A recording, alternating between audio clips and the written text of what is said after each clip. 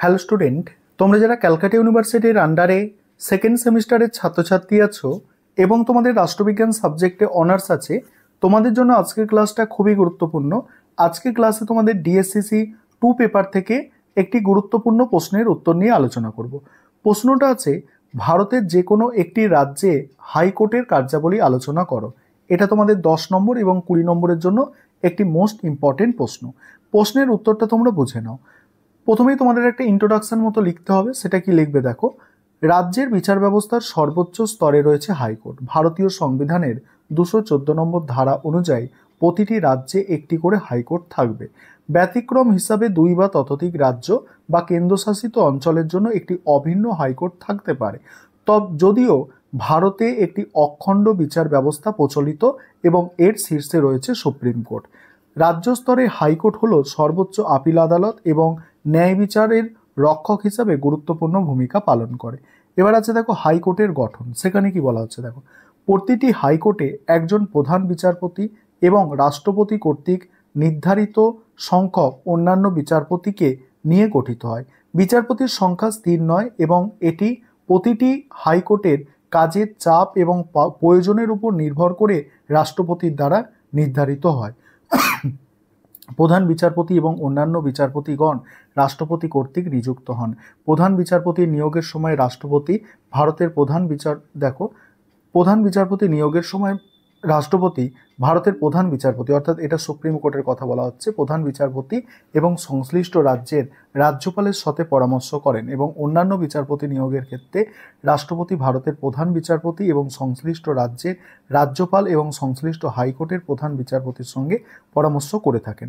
সাম্প্রতিক কলেজিয়াম ব্যবস্থার মাধ্যমে বিচারপতি নিয়োগের বিষয়টি নির্ধারিত হয়। এবার হচ্ছে বিচারপতিদের যোগ্যতা। এই যোগ্যতার ক্ষেত্রে কি বলা হচ্ছে দেখো, বিচারপতিদের 1 নম্বর হচ্ছে তাকে অবশ্যই ভারতের নাগরিক হতে হবে। 2 নম্বর, তাকে ভারতের কোনো বিচার বিভাগে কমপক্ষে 10 বছরের বিচার বিভাগ পদে কর্মরত থাকতে হবে। অথবা 3 হচ্ছে তাকে হাইকোর্ট বা 2 বা ততোধিক হাইকোর্টের একাধিক ক্রমে কমপক্ষে 10 বছর অ্যাডভোকেট হিসাবে কাজ করার অভিজ্ঞতা থাকতে হবে। এবার পরের পয়েন্ট কি হচ্ছে দেখো, বিচারপতিদের কার্যকাল ও অপসারণ। হাইকোর্টের বিচারপতিরা 62 বছর বয়স পর্যন্ত স্বপদে বহাল থাকেন। ইচ্ছা করলে তারা রাষ্ট্রপতিকে পদত্যাগপত্র জমা দিয়ে পদত্যাগ করতে পারেন। সংবিধান লঙ্ঘনের অভিযোগে বা অসামর্থ্য বা অসদাচরণের কারণে বিচারপতিদের পদ থেকে অপসারিত করা যেতে পারে। পার্লামেন্টের উভয় কক্ষের মোট সদস্য সংখ্যার সংখ্যাগরিষ্ঠ এবং উপস্থিত ও ভোটদানকারী সদস্যদের 2/3 সমর্থন সহ একটি প্রস্তাব পাস হলে রাষ্ট্রপতি তাকে অপসারণ করতে পারে। সুপ্রিম কোর্টের বিচারপতিদের অপসারণ পদ্ধতি এবং হাইকোর্টের বিচারপতিদের অপসারণ পদ্ধতি একই রকমের, তবে এখনো পর্যন্ত কোনো হাইকোর্টের বিচারপতি এই পদ্ধতিতে অপসারণ করা হয়নি। এবার কার্যাবলীর ক্ষেত্রে প্রথম পয়েন্ট যেটা আছে দেখো, মূল এলাকা। সেখানে কি বলা হচ্ছে দেখো, সাধারণত হাইকোর্ট প্রধানত আপিল আদালত হিসাবে কাজ করলেও কিছু নির্দিষ্ট ক্ষেত্রে এর মূল এলাকা রয়েছে, অর্থাৎ যেসব মামলার বিচার সরাসরি হাইকোর্টে শুরু হতে পারে, যেমন কলকাতা, বোম্বাই, মাদ্রাসের পুরানো কোর্টগুলির কিছু নির্দিষ্ট দেওয়ানি মামলা মূল এলাকা আছে।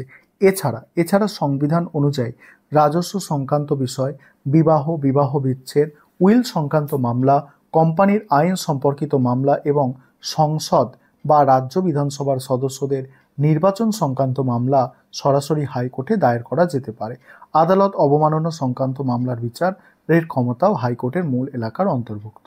এবার আপিল এলাকা কি বলা হচ্ছে দেখো, আপিল এলাকা কি, হাইকোর্ট রাজ্যের সর্বোচ্চ আপিল আদালত।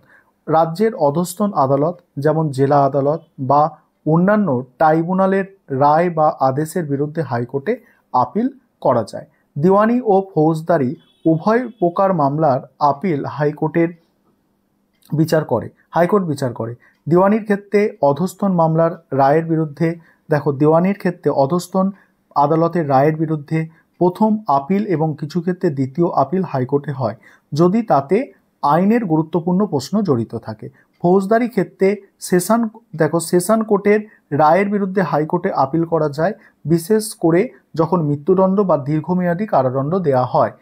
পরের পয়েন্ট, লেখ জারির ক্ষমতা। সংবিধানের 226 নম্বর ধারা অনুযায়ী হাইকোর্ট নাগরিকদের মৌলিক অধিকার রক্ষা করার জন্য বিভিন্ন ধরনের লেখ বা নির্দেশ জারি করতে পারে। এই ক্ষমতা সুপ্রিম কোর্টের লেখজারি ক্ষমতার মতোই হাইকোর্ট নিম্নলিখিত লেখ জারি করতে পারে। বন্দি প্রত্যক্ষীকরণ, বেআইনি আটক থেকে মুক্তি লাভের জন্য এই লেখ জারি করা হয়।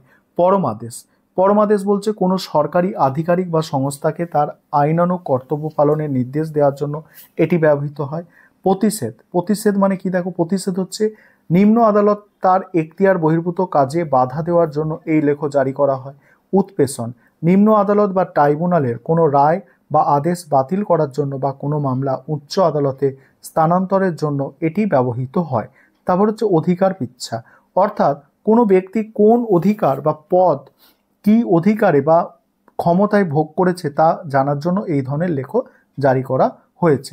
এবারে তারপর হচ্ছে অন্যান্য ক্ষমতা, এই পয়েন্টটা নিয়ে আলোচনা করব। তার আগে যে বিষয়টা তোমাদের বলার আছে, তোমাদের জন্য অনলাইন কোচিং ক্লাস চলছে। তোমরা যদি কেউ পেড ব্যাচে অ্যাডমিশন নিতে ইচ্ছুক থাকো তাহলে নিচে যে নম্বরটা দেখতে পাচ্ছ এই নম্বরে যোগাযোগ করে পেড ব্যাচে অ্যাডমিশন নিতে পারো। দেখো, অন্যান্য ক্ষমতার ক্ষেত্রে প্রথম পয়েন্ট যেটা আছে, দেখো অধস্তন আদালতগুলির ওপর তত্ত্বাবধান। ঠিক আছে, দেখো সংবিধানের 227 নম্বর ধারা অনুযায়ী হাইকোর্ট রাজ্যের সকল অধস্তন আদালত ও ট্রাইব্যুনালের ওপর তত্ত্বাবধান ও নিয়ন্ত্রণ বজায় রাখে। এর মধ্যে রয়েছে অধস্তন আদালতগুলির কাছ থেকে তথ্য ও প্রতিবেদন তলব করা, তাদের কাজকর্ম পরিচালনার জন্য নিয়মাবলী পদ্ধতি নির্ধারণ করা এবং হিসাবপত্র ও নথিপত্র সংরক্ষণের জন্য ফর্ম নির্দিষ্ট করা। তারপর হচ্ছে দেখো মামলার স্থানান্তর হাইকোর্ট তার এখতিয়ারভুক্ত এলাকায় যে কোনো অধস্তন আদালত থেকে অন্য কোনো অধস্তন আদালত বা নিজের কাজের কোনো মামলা স্থানান্তর করতে পারে। তারপর হচ্ছে দেখো আদালত অবমাননায় শাস্তি, হাইকোর্ট নিজের বা অধস্তন আদালতের অবমাননাকারীকে শাস্তি দিতে পারে। তারপর হচ্ছে দেখো অধস্তন বিচার বিভাগকে নিয়ন্ত্রণ, জেলা আদালতের জজ নিয়োগ ব্যতীত অধস্তন আদালতে বিচার বিভাগের কর্মী নিয়োগ, পদোন্নতি, ছুটি মঞ্জুর ইত্যাদি বিষয়ে রাজ্যপাল হাইকোর্টের পরামর্শ গ্রহণ করে। এবার আছে মূল্যায়নে কি বলা হচ্ছে, দেখো